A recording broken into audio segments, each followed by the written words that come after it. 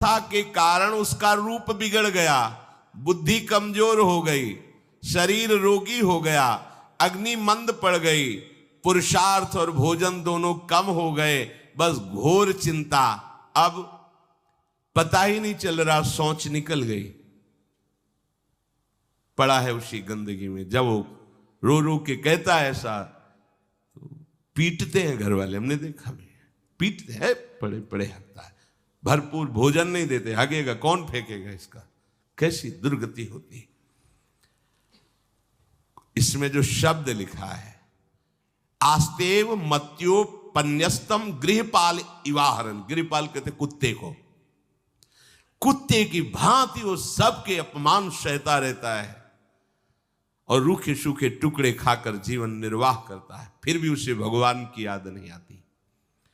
मृत्यु का समय जब निकट आता है तो वायु उत्क्रमण से इसकी पुतलियां चढ़ जाती हैं, श्वास प्रश्वास की नलिकाओं में वायु आना जाना रुक जाता है, कफ भर जाता है।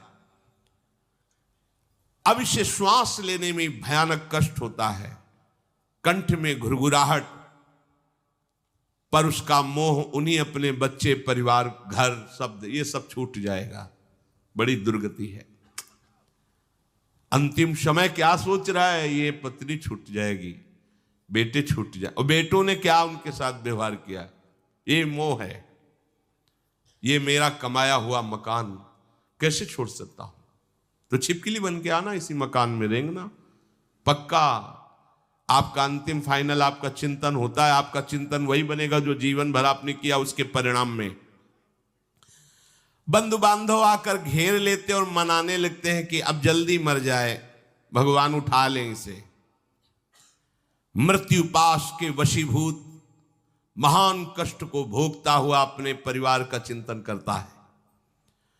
वो मूड ये भी नहीं सोच पा रहा कि अगर अंतिम समय कृष्ण बोल दूं, राधा बोल दूं तो काम बन जाए। कुटुंब का भरण पोषण और मोह में लगा हुआ यमराज के दूत आते हैं, मार मार के उसके प्राणों को खींचते हैं। वो तो मार वही जानता है जिस पे पड़ती है, पर सोचता कौन है, विवेक है नहीं, इसलिए सोच काम नहीं करती। भयंकर रोष युक्त नेत्र वाले, जिनके देखने से पेशाब छूट जाए, तभी तो आप देखो मरने वाले का शौच और लघु शंका सब छूट जाती है, देखने मात्र से, इतने वो भयानक है।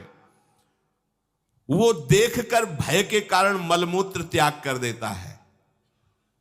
सा दृष्ट्वा त्रस्त हृदय स्रकन मूत्रम विमुंचति, इतना भयावह स्वरूप होता है उनकी घुड़क, और उनकी मार की टट्टी पेशाब सब छोड़ देता है। यमदूत उसे भयंकर यातना देते हुए प्राण खींचते हैं। अब ये तो वही जानता है जिसके खींचते हैं। बाहर वाले सब घेरे बैठे हैं, कोई एक बार भी नाम नहीं बोला। अगर एक बार बोल देता राधा तो भाग जाते यमदूत और वो बच जाता। पर ये सौभाग्य तो जिसने जीवन में धर्म किया है, कहीं ना कहीं भगवद आश्रय लिया, उसको ये मिलता है। जैसे कोई घोर अपराधी को सिपाही बांध कर ले जाते हैं, उसी प्रकार रस्सी में बांधकर बलात् उसको यमलोक की लंबी यात्रा कराती है। रास्ते में पिटाई, घुड़कियां, उसे प्यास लगती, पानी नहीं दिया जाता, तपती हुई भूमि पर चलाया जाता है, कुत्ते नोचते हैं, व्याकुल होता है, भूख प्यास उसे बेचैन कर दी। पर यहां किसी की भूख नहीं मिटाई तो तुम्हें रास्ते में भोजन नहीं मिलेगा। यहां कभी किसी को पानी नहीं पिलाया तो एक बूंद पानी नहीं मिलेगा तुम्हें। ये कर्म भूमि है। दावानल जैसी दहकती हुई भूमि पर उसे चलाया जाता है। तप्त बालुका में मार्ग में जब एक पग भी आगे बढ़ने की सामर्थ्य नहीं होती, मूर्छा जाती है, मार मार के उसे चेतना में लाते हैं यमदूत, फिर घसीटते हैं। महान दुख में अंधेरे मार्ग से अत्यंत क्रूर यमदूत उसे यमपुरी को ले जाते हैं। कितना मार्ग? 99,000 योजन मृत्यु लोक से। यह ऐसे नहीं कि कोई गप लिखी हुई है, नहीं नहीं। अब जैसे तिहाड़ जेल है, अब जानते ही नहीं तो क्या जानोगे, कहां तिहाड़ जेल, जाओ देखो जाके। आजीवन कारावास, कैसे बड़े कठोर कठोर, जैसा अपराधी वैसा दंड विधान। यहां थोड़ी दया है क्योंकि हृदय है, वहां हृदय नहीं है, वहां हृदयहीन शासक तुम्हारे पीछे लगाए जाएंगे। हृदय ही नहीं है, बस एक एक कर्म का हिसाब।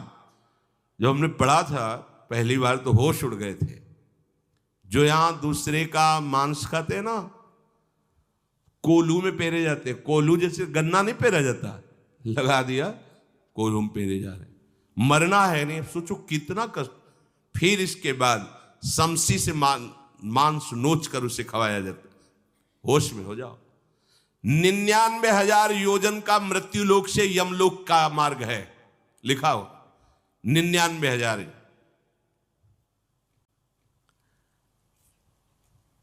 योजनानाम सहस्राणी नवतिम नवचाध्वनः त्रिभिर्मुहूर्तैर्द्वाभ्याम वा नीतः प्राप्नोति यातनः। एक योजन का मतलब 4 कोश, 99,000 योजन। इतने लंबे मार्ग को 2 या 3 मुहूर्त में तय करना, दौड़ा के 2 या 3 मुहूर्त, बहुत कम समय। फिर वहां पहले से तय, इसको इस नरक में डालो, इसको इस नरक में। वहां इतना समय, थोड़ी भीड़ लगी है। जैसे अपने एक फोड़ा हुआ तो अपने इतने कष्ट समझते, अस्पताल जाओ देखो चीख लगी, किसी पैर टूटा, किसी कुछ, ऐसे वहां सब हिसाब हो रहा है। उसको धधकती हुई लकड़ियों में जलाया जाता है, कहीं दूसरों के द्वारा काट काट कर उसको उसका ही मांस खिलाया जाता है। यमपुरी के कुत्तों के भयानक दांत होते हैं, जिंदा, अब मरना है नहीं वहां। भयानक गिद्धों के द्वारा आते खींची जाती है। यहां सांप बिच्छू डांस जिसको मारा है वहां भयंकर रूप रखकर उसका खून पीते हैं। हिसाब है बहुत होश में। यहां तुम किसी के शरीर को काट दो तो मर जाएगा, वहां ऐसा नहीं होता। वहां बार बार काटा जाएगा, मरोगे नहीं, पीड़ा वैसे ही होगी। बड़े भयानक कष्टों को भोगता है। तामिस्त तामिस्त रौरव आदि नरकों को भोगता है।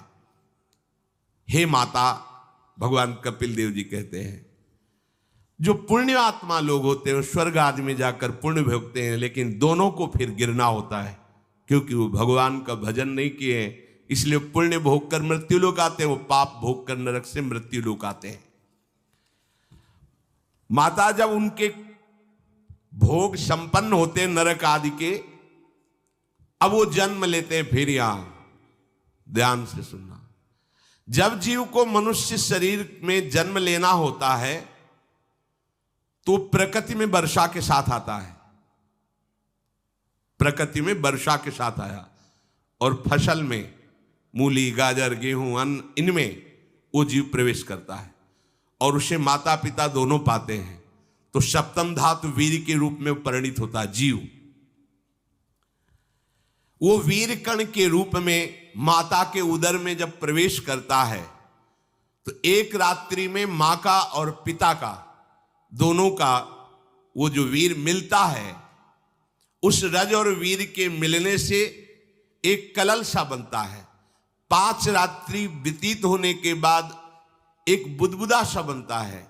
10 रात्रि व्यतीत होने के बाद एक बेर की सी आकृति होती है। फिर उसके बाद उसमें धीरे धीरे मांसपेशियां बढ़ने लगती हैं। 1 महीने में उसके सिर निकल आता है। 2 महीने में हाथ पांव अंगों का विभाग होता है। 3रे महीने में नख रोम अस्थि चर्म स्त्री पुरुष के चिन्ह प्रकट हो जाते हैं। 4 महीने में मांसादि 7 धातुएं प्रकट हो जाती है। 5वें महीने में चेतना जागृत हो जाती है। जैसे अपने चेतना, ऐसे 5वें महीने में गर्भस्थ शिशु की चेतना जागृत हो गई। जीव है पर चेतना 5 महीने बाद मां के गर्भ में जागृत।